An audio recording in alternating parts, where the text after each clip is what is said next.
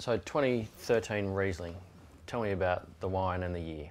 Well, the unbelievable year, we had this amazing but very local hailstorm on the night before we commenced vintage. So memorable for that reason, but more recently memorable because I think the wines that we've produced from that vintage are really shining now. The Riesling shows that vibrancy of flavour that you look for in Rieslings. It's a really nice, precise sort of acidity, and I think this wine is not only drinking well now, but will age, for age magnificently for many, many years. And when do you like to drink Riesling? At what sort of age? Good question.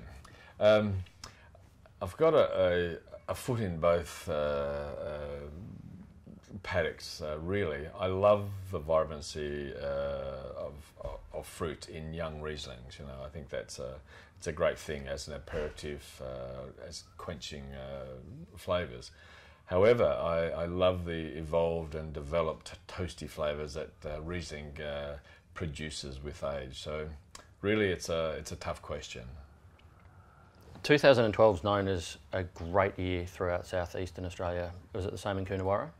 Definitely. And it is, I guess, a great vintage because it's not noted for anything extraordinary. It was a very mild vintage. It was dry, that wonderfully overused word. It was an ideal vintage. But for Coonawarra, it produced, a richness and intensity of fruit flavours, which were a great platform of which to add our complexities for the Chardonnay. You can see all of those wonderful sort of fresh pineapple juice flavours that I expect to see in Coonawarra Chardonnays. And it carries the oak, it carries those complexities really beautifully. What techniques do you use to drive those complexities? Oh, everything.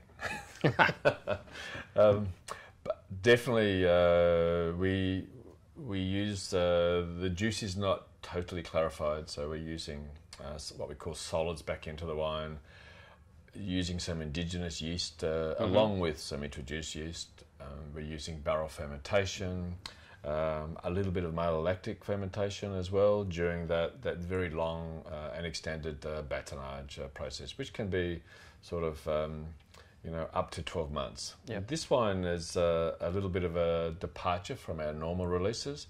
I think we've bottled this wine some 14 months after vintage, which is a lot earlier than we would traditionally release the Katnook Chardonnay, and it has retained all of those wonderful fruit flavours from that vintage. Is that something you think you might stick to for the coming vintages as well? Well, I hope so. I quite like this wine as it is.